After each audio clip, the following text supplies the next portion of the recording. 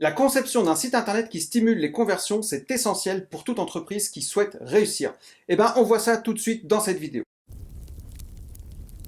Salut, c'est Pascal, gérant d'un centre de formation. J'aide et j'accompagne les indépendants et les chefs d'entreprise à améliorer leur visibilité grâce aux outils du web.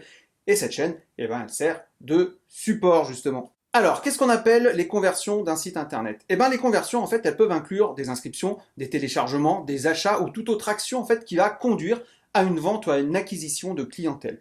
Et dans cette vidéo, on va passer en revue les meilleures pratiques pour la conception de sites internet qui stimulent les conversions. Les deux premières étapes, j'en ai déjà parlé dans les vidéos que je vous mets ici. Donc, ces vidéos, ça parlait de définir clairement les objectifs de votre site internet, et la deuxième chose, c'était de concevoir une navigation simple et intuitive.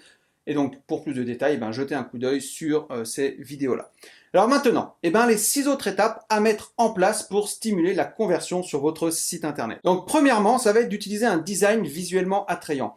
Pourquoi? Parce que ça va aider à capter l'intention de vos visiteurs et ça va les inciter à rester plus longtemps sur votre site. Donc, utilisez des images de haute qualité, une palette de couleurs cohérente, une mise en page bien organisée pour créer un design professionnel et surtout, il y aura toujours un débat entre l'utilité d'avoir un site beau ou pas pour convertir. Donc entre les personnes qui pensent qu'un site web attrayant, c'est utile, et les autres qui pensent que le contenu est plus important, je ne vais pas choisir. Moi je pense que les deux aspects sont importants pour la réussite et sont complémentaires, mais chacun a un rôle différent à jouer.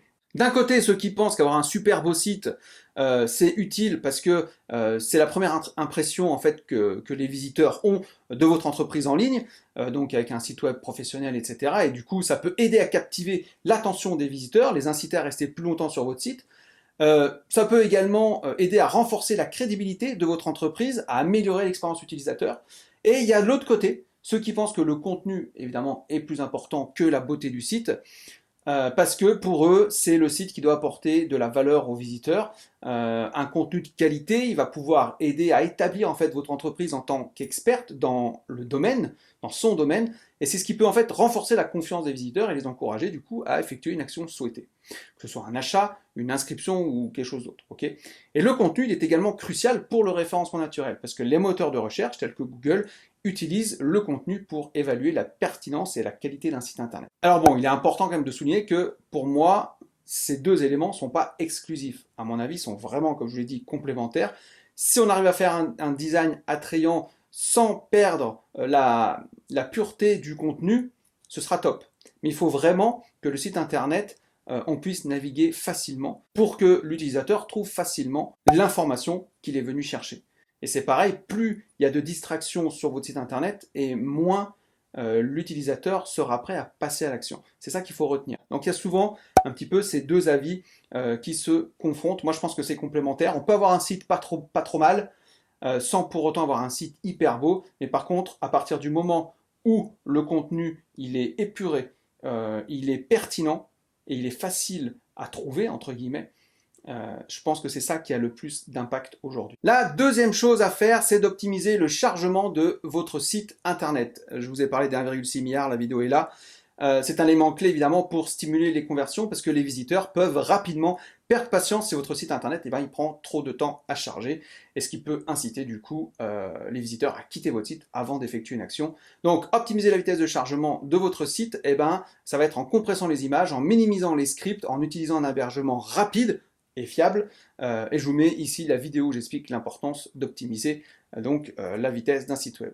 Rappelez-vous, c'est Amazon qui perd près de 2 milliards si son site ralentit ne serait-ce que d'une seconde. Petite note, je vous ai dit de mettre des images de haute qualité. Oui, c'est pas forcément dire en haute définition. Aujourd'hui, il faut des belles images, qu'elles soient bien éclairées. Par contre, il y a un outil qui s'appelle TinyPNG que vous pouvez utiliser également, qui va, sans perdre de qualité, réduire le poids de vos photos. Ok, ça c'est très important. Et si vous pouvez régler vos photos au bon format, à la bonne dimension, avant de les mettre, de les intégrer dans votre article ou dans votre page. Ça économisera des actions pour le serveur. Alors, je vous coupe quelques instants. Si cette vidéo vous plaît, vous pouvez lui mettre un petit pouce levé. Ça montrera à YouTube que le contenu est bon.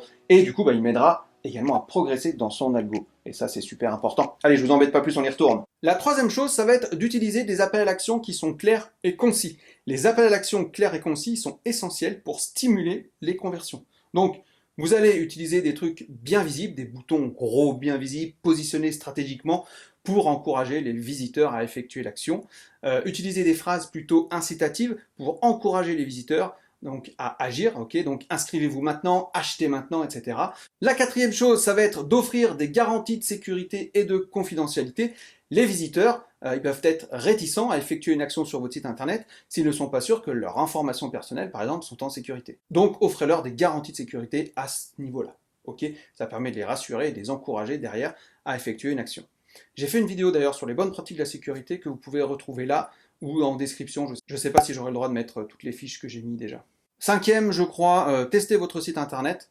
Parce que il faut s'assurer qu'il fonctionne correctement, donc de temps en temps, checkez-le, utilisez des outils pour surveiller si tout se passe bien et voir s'il y a des zones que vous pouvez améliorer ou pas. Voilà, je crois que j'ai fait le tour sur toutes ces étapes pour bien s'assurer que son site reste persuasif. J'ai fait plusieurs vidéos sur ce sujet-là, des vidéos qui vont plus en détail, des vidéos qui traitent de sujets particuliers par rapport à la persuasion d'un site internet. Donc pensez-y, allez faire un petit tour, voir ce qui s'y passe. Et moi je vous dis à très bientôt pour une prochaine vidéo. Ciao!